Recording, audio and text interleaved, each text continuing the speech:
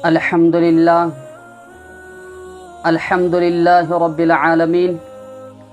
والصلاة والسلام علی رسولہ الکریم اما بعد۔ بزرگوں کی تصویر اور اس پر پھول چڑھانا۔ انہیں ایک صاحب نے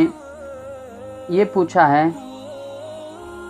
کہ ہمارے ایک دوست ہیں، وہ کہتے ہیں کہ مجھ پر ایک بزرگ کی نظر کرم ہے جس کی وجہ سے میں اس مقام پر ہوں۔ وہ ان بزرگ کا بہت احترام کرتے ہیں، ان کی تصویر اپنے مکان میں رکھتے ہیں اور بڑے ادب سے اس تصویر کو اگربتی اور پھول وغیرہ سجاتے ہیں۔ کیا ان کا یہ خیال جائز ہے اور ان کا یہ عمل درست ہے یا نہیں؟ بزرگوں کو اپنا بڑا ماننا اور بزرگوں کے ساتھ تعلق قائم کرنا یہ بہت اچھی بات ہے، کیونکہ بزرگوں کے ساتھ انسان جب اپنا تعلق جوڑ دیتا ہے تو اس کے دنیاوی اعمال بھی صحیح ہوتے ہیں اور آخرت کے اعمال بھی اس کے صحیح ہوتے ہیں۔ اور بزرگ سے کون سا بزرگ مراد ہے؟ وہ بزرگ شریعت مطہرہ پر 100% عمل کرتا ہو اور اس بزرگ کے اندر اتباع سنت کا جذبہ ہو، ہر وہ کام سے جس کو شریعت نے منع کیا ہے اس کام سے روکنا اور خود کو ان چیزوں سے بچا کر رکھنا اور شریعت کے اوپر عمل کرنا، اور جہاں تک ہو سکے محمد الرسول اللہ صلی اللہ علیہ وسلم کے سنت پر عمل کرنے والا ہو۔ اس کے ساتھ اٹھنا بیٹھنا، اس کے ساتھ تعلق جوڑنا یہ بالکل صحیح ہے۔ لیکن سوال میں یہ پوچھا گیا ہے،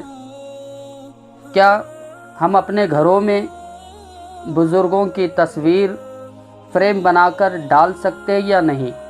اور ڈالنے کے بعد اس پر پھول چڑھانا اور اگربتی لگانا یہ درست ہے یا نہیں؟ اس سلسلے میں سب سے پہلے یہ جان لیجئے کہ ایک تو تصویر کھینچنا حرام ہے، اور اس کے بعد اس تصویر پر پھول چڑھانا، اگربتی لگانا یہ مشرکانہ عمل ہے، یہ ہندوؤں کا عمل ہے، کیونکہ ہندوؤں کے بعض گھروں میں یہ دیکھا گیا ہے کہ ہندو لوگ کوئی ایک ایسا دن پیر کا ہو، منگل کا ہو یا بدھ کا ہو، ایک دن ایسا ہوتا ہے کہ وہ لوگ اس تصویر کو نکالتے ہیں، اس کو اچھی طرح پانی سے صاف کرتے ہیں، پھر اس کو اپنی جگہ رکھ دیتے ہیں، اس کے بعد اس پہ پھول وغیرہ چڑھا کر اگربتی سے اس کی پوجا کرتے ہیں، اگربتی لگاتے ہیں اس کے سامنے۔ تو اسی طرح بعض مسلمانوں میں سے کچھ مسلمان ایسے ہیں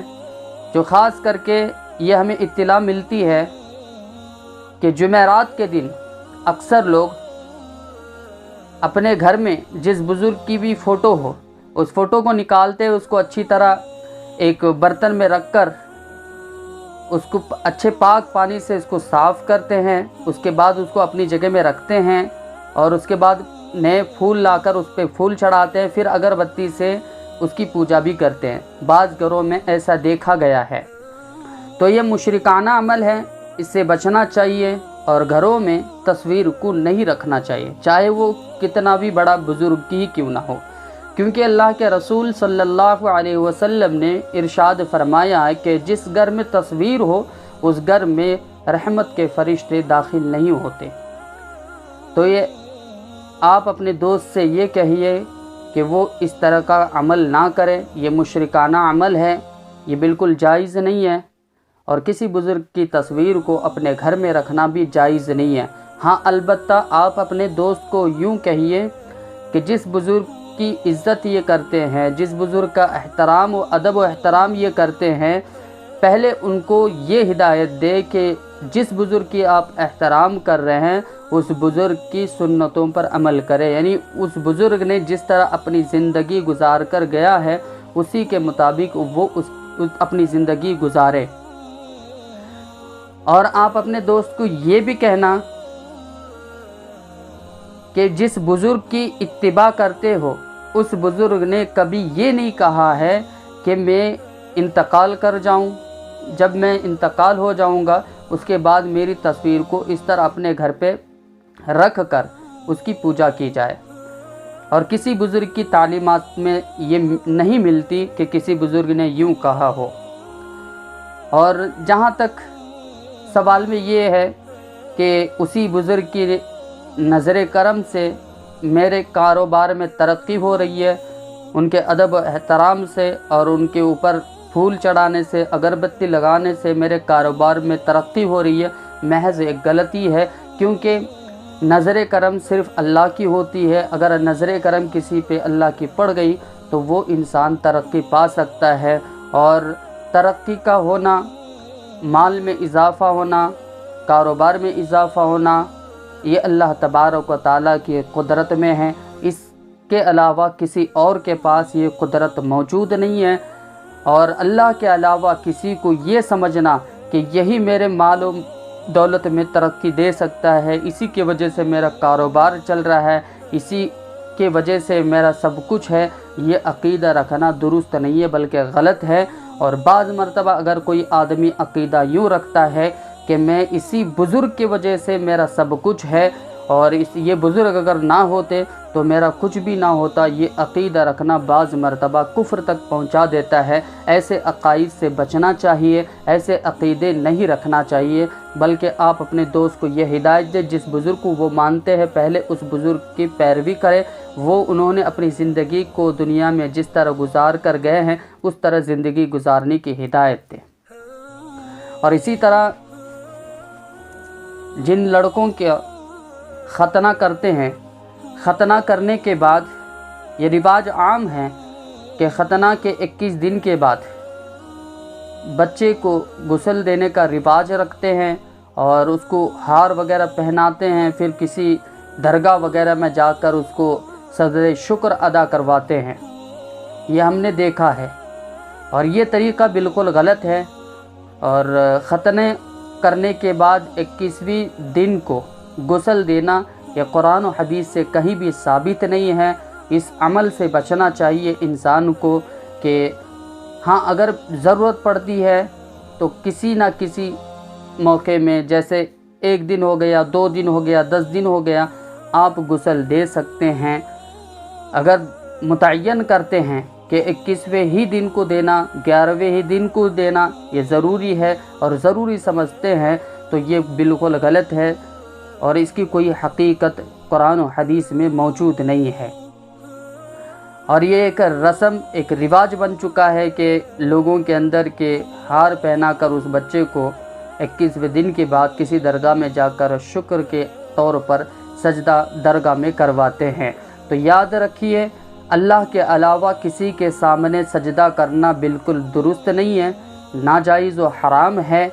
اس سے بچنا چاہیے۔ آپ اپنی اولاد کو ابتدائی طور پر ہی کسی غیر اللہ کے سامنے سجدہ کرنے کی ترغیب دے رہے ہیں اور اس کو تعلیم دے رہے ہیں، اور اس کے ذہن، دل و دماغ میں یہ بات بیٹھ جاتی ہے کہ اللہ کے علاوہ بھی کسی اور کو سجدہ کرنا جائز ہے، بلکہ ماں باپ کو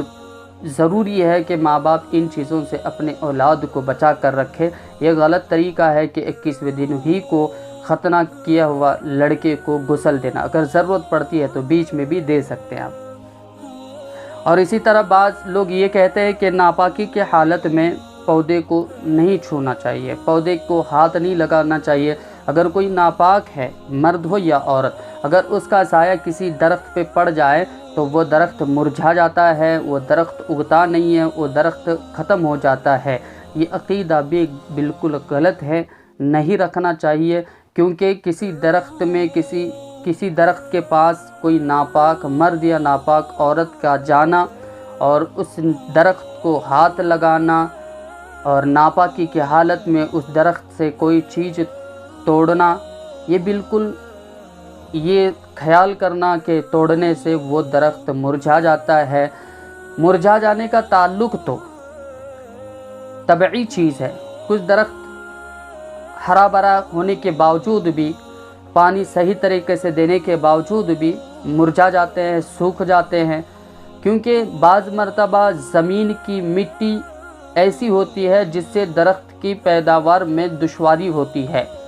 ہو سکتا ہے یہ بھی معاملہ ہو، اور یہ خیال رکھنا کہ ناپاکی کی حالت میں کسی درخت کو چھونے سے وہ درخت مرجھا جاتا ہے، وہ پودا مرجھا جاتا ہے، سوکھ جاتا ہے، یہ محض ایک غلطی ہے۔ اس سے احتراز کرنا چاہیے، اس سے بچنا چاہیے۔ اور اسی طرح بعض لوگ کہتے ہیں کہ عصر اور مغرب کے درمیان، عصر کی نماز سے لے کر مغرب کی نماز تک قرآن کریم کی تلاوت نہیں کرنا چاہیے۔ دیکھیے قرآن و حدیث میں عصر کی نماز ادا کرنے کے بعد سے لے کر مغرب تک کوئی نفل نماز پڑھنے کی اجازت نہیں دیتی ہے، شریعت اجازت نہیں دیتی ہے، اور ان اوقات میں صرف نفل نمازیں پڑھنا ممنوع ہے، نہیں پڑھ سکتے۔ اس کے علاوہ اگر کوئی چاہے عصر اور مغرب کے درمیان بیٹھ کر قرآن کریم کی تلاوت کرے تو وہ کر سکتا ہے۔ یہ محض ایک عوام کی غلط سوچ ہے، عوام کے اندر یہ چیز رائج ہو چکی ہے، عوام میں یہ چیز مشہور ہوئی ہے کہ عصر اور مغرب کے درمیان قرآن کریم کی تلاوت نہیں کرنا چاہیے۔ آپ کرنا چاہے تو کر سکتے ہیں عصر سے لے کر مغرب کی نماز تک، اور دوسرے دیگر اوقات میں بھی آپ قرآن کریم کی تلاوت کر سکتے ہیں۔ قرآن کریم کی تلاوت کے لیے کوئی وقت کوئی جگہ طے نہیں ہے، جہاں چاہے آپ تلاوت کر سکتے ہیں۔ اللہ تبارک و تعالی ان باتوں پہ عمل کی توفیق عطا فرمائے۔ وآخر دعوانا ان الحمد للہ رب العالمین۔